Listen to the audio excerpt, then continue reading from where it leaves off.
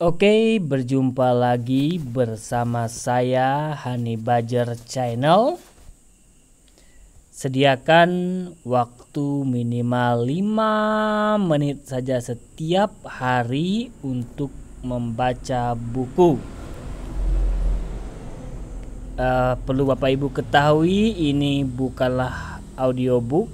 Ini adalah program 5 menit di dalam membaca buku, tetapi apa yang saya lakukan ini bukan bermaksud untuk membuat audiobook, tetapi ini juga kita akan belajar bersama-sama, membaca bersama-sama, memahaminya bersama-sama. Kita lanjutkan. Malam tanggal 8 Ap itu, ketika Titus beristirahat, para tentaranya berusaha memadamkan api yang berkobar oleh timah yang meleleh, sebagaimana ia perintahkan. Tapi para pemberontak menyerang para tentara yang sedang melawan api. Orang-orang Romawi balas menyerang dan mengiring orang-orang Yahudi memasuki kuil. Seorang anggota legiun yang dikuasai amarah ketuhanan, meraih sejumlah benda yang menyala dan mengangkatnya bersama seorang tentara lain, menyalakan tirai dan kusen jendela emas yang terhubung ke ruang-ruang di sekitar kuil. Pagi hari api telah menyebar ke jantung kesucian. Orang-orang Yahudi, demi melihat api yang menjilati Holy of Holies dan siap melumatnya, berteriak keras dan lari untuk mencegahnya. Tetapi sudah terlalu terlambat. Mereka membarikade diri dalam istana dalam,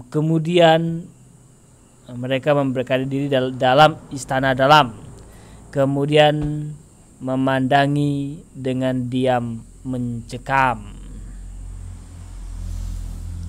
Hanya beberapa meter jauhnya di antara reruntuhan benteng Antonia, Titus terbangun. Dia melompat dan lari menuju rumah suci itu untuk memadamkan api.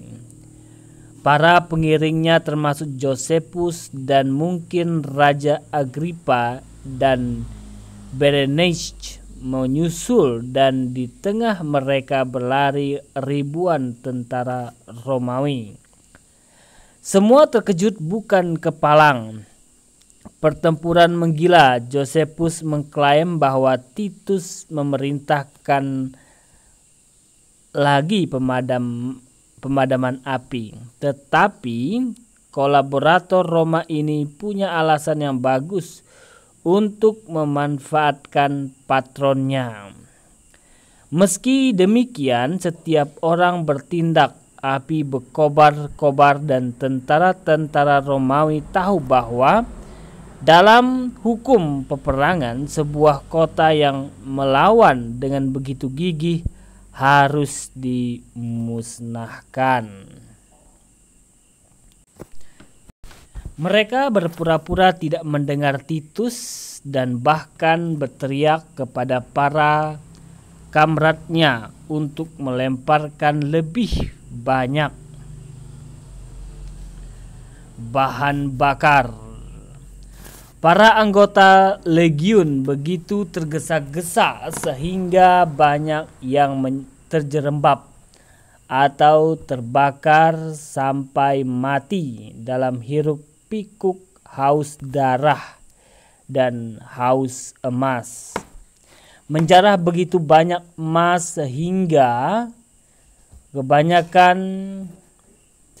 harganya segera anjlok di seantero timur.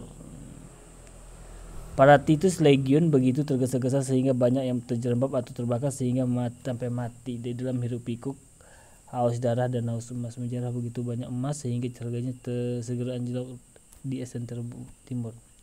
Titus yang tidak mampu menghentikan kebakaran dan terasa senang dengan prospek kemenangan final, bergerak maju melintasi kuil sampai dia tiba di Holy of Holies, ruang maha suci mungkin ya. Bahkan sang pendeta tinggi hanya boleh masuk ke sana setahun sekali. Tidak ada orang asing yang pernah menodai kesuciannya sejak tentara negarawan Romawi Pompei pada tahun 63 sebelum Masehi.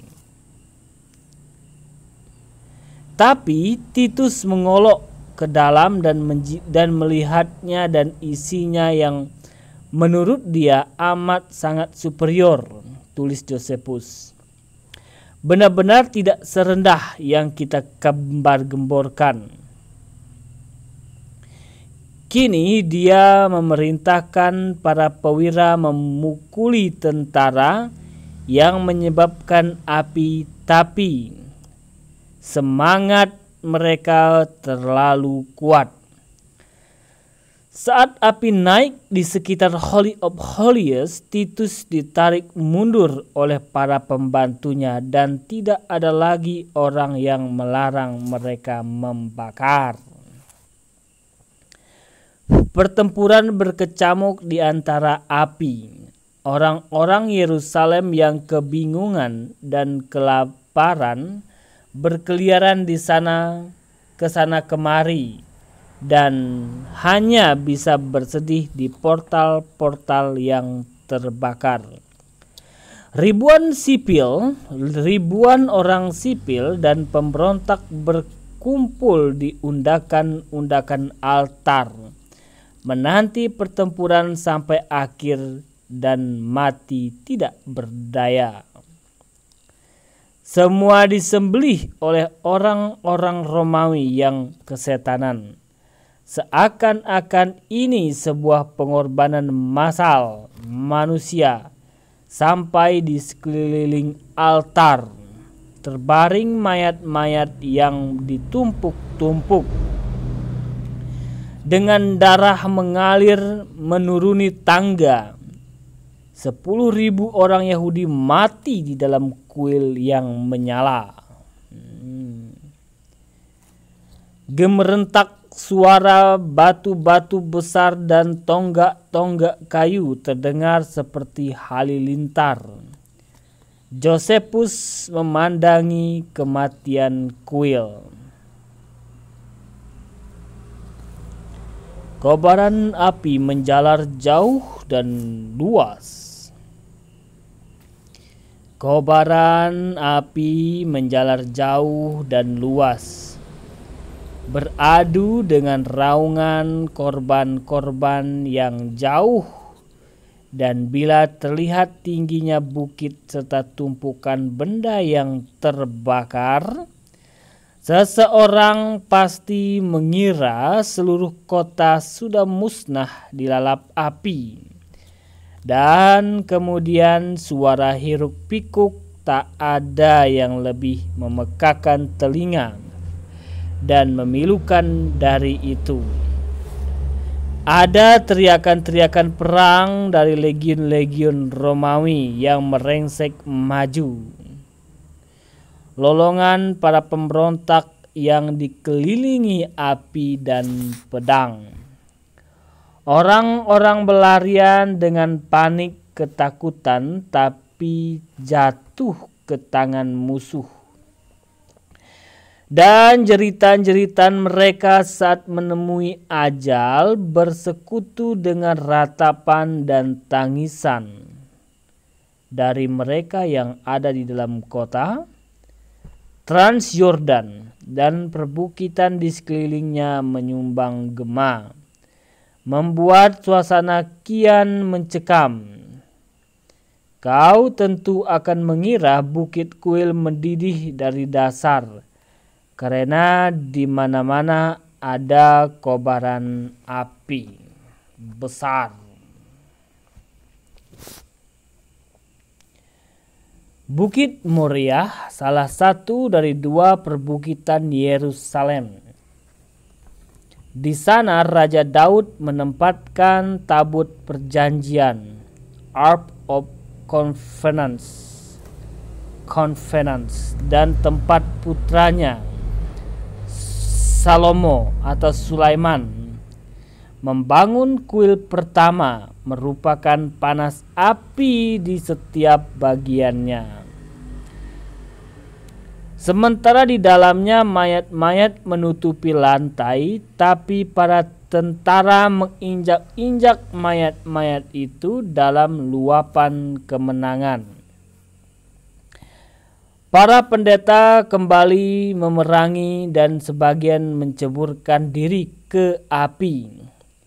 Kini orang-orang Romawi yang sedang mengamuk demi melihat kuil bagian dalam sudah hancur, mengambil emas dan perabotan, membawanya keluar sebelum mereka membakar seluruh kompleks itu. Saat halaman bagian dalam terbakar, pada fajar esok harinya para pemberontak yang selamat keluar melewati barisan-barisan Romawi menuju labirin halaman bagian luar. Sebagian lolos ke dalam kota, orang-orang Romawi menyerang balik dengan kavaleri, membersihkan para pengacau itu dan kemudian membakar kamar-kamar penyimpanan harta kuil yang penuh dengan aneka benda dari seluruh dunia Yahudi, dari Alexandria sampai Babylon.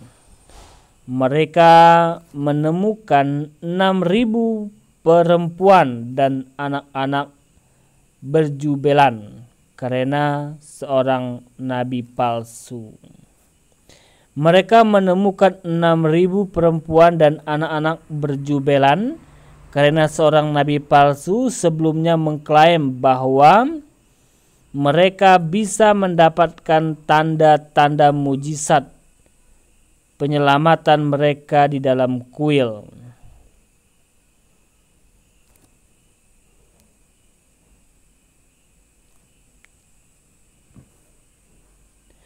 Para anggota legiun membakar begitu saja jalan ini, menghanguskan semua orang itu hidup-hidup.